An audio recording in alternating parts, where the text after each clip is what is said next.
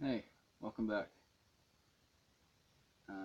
My previous video where I kind of flew off the handle um, about the Medicaid expansion.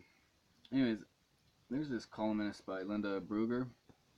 I really liked it. I think it's down to the point. It is a little liberal biased, but that's okay. Governance versus politics, results versus dreams. Sometimes it is useful to use one word to talk about something that has many meanings. Politics is an example of that kind of word. Webster's first definition refers to governance. Further down, it refers to beliefs about politics. While it can also refer to the activities which gain power, writing this column, I often use what I call slow thought. It is important, I think, to step back and decide which part of such words is appropriate in context. One concerns One concern I have about Idaho politics is that our legislature takes most of the time on their beliefs and about politics and the actions to take to stay in power. The actual mechanics of governance often seems like the least important part of their debates. They just concluded session with they just concluded session was a good example, I think. If you examine the list of bills which were considered you see many which were likely prepared in consultation with a small group interested citizens or their lobbyists and dealt with governance. Their existence may be actions to remain in power or political beliefs, but there are a lot of bread and butter or housekeeping bills on the list. There were three bills that seemed to catch the attention of what could be called the general public. I am referring to legislative topics which impact as well as interest a wide demographic of the electorate. They were Medicaid expansion, an attempt to restrict, to the point of making the effort impossible difficult, the right of the people to petition the government, and a new education funding formula. All three contain debate regarding three elements of politics that I have mentioned. Only the Medicaid expansion bill was passed. It was probably enacted because of the passage of a citizen petition requiring that they address the funding and the administrative regulations. While I have already talked about the merits of Medicaid expansion, it now seems to me that too much time was spent trying to add restrictions to the measure. I agree. I agree.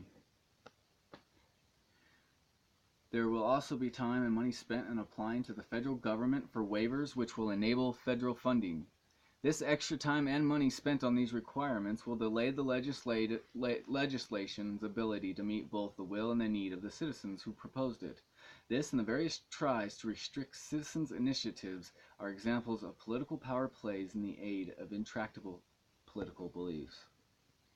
The last bill concerning a new education funding formula was not enacted, despite a great deal of public as well as professional testimony in public forums. Well, I guess that's just the norm. Screw the people.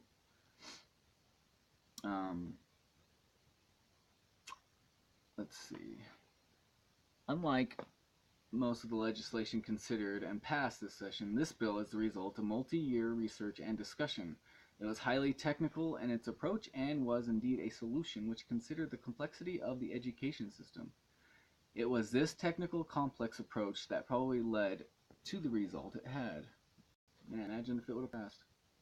In conclusion, I want to encourage thinking about an issue that I have not seen addressed at any length. We should rethink the way our legislators is set up. Do we expect and pay for our legislators to spend enough time studying the complex situations that are the duties of the governance? We have prided ourselves on our everyman legislators, and in fact, our legislative sessions are usually short. To some extent, I think that the individuals who serve are well-intentioned part-time politicians who do not consider the complexities of governments. I agree. I think they're just in it for the title, name recognition. But I do think usually people that go into political office, usually they have really good intentions. It's just somehow they're corrupted and turned. It's just weird. But it's like that saying, The road paved to hell is paved with good intentions. Something like that. I'm really interested in ideas about improving the effectiveness as well as responsiveness of our legislator. Other than during the election cycle, citizens have little control or influence on government. Exactly.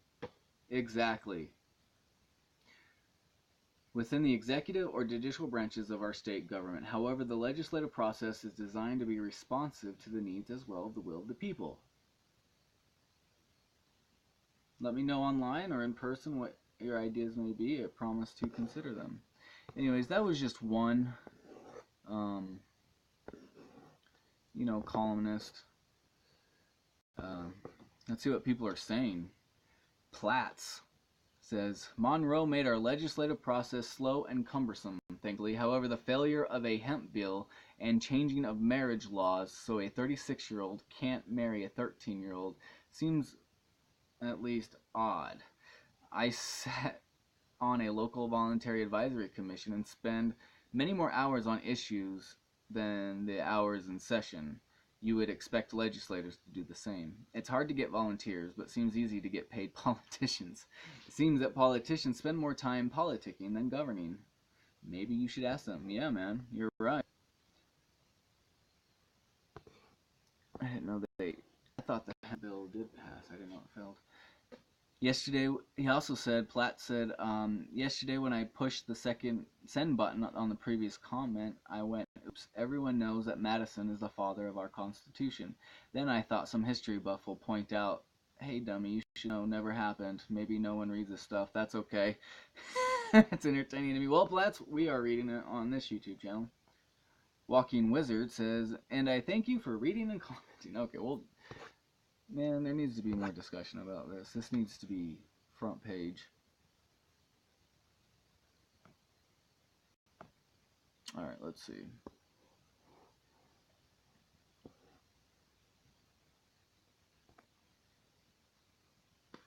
Here's another letter to magicvalley.com. I just kind of wanted to get what other people are saying, not just me. Because honestly, I don't know what to do. Okay, so this person I think is anonymous. Letter. Remember the disappointments of this session. The disappointing legislative over. Instead of forgetting like we usually do, we must remember the enormous disappointment the majority of us supported a full Medicaid expansion felt. Republicans spent the session not only trying to limit the expansion, which they did and Governor Little approved, but they tried to kneecap the initiative process we used to try to help others. Gosh, sounds like the Republicans here in Idaho are acting like the liberals in New York.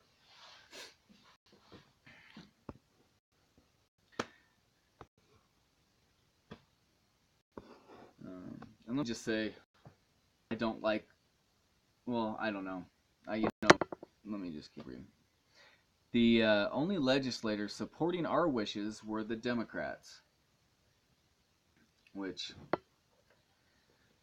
the same on the national stage as Trump.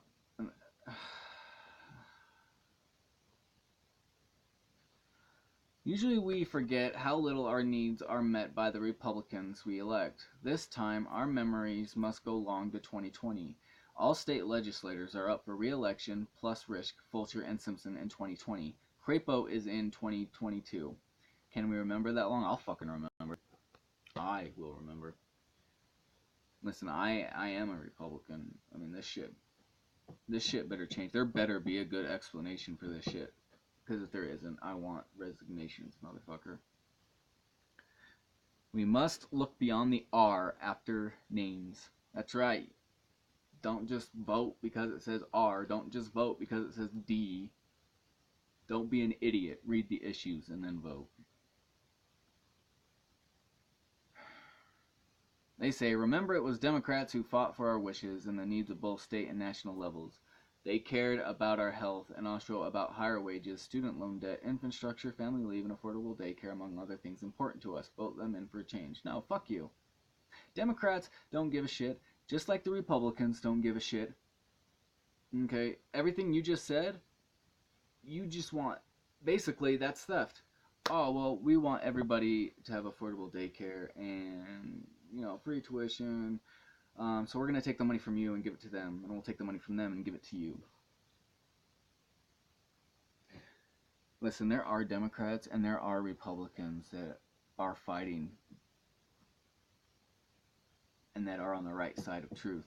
But there's just too many idiots out there. And we got to hold them accountable.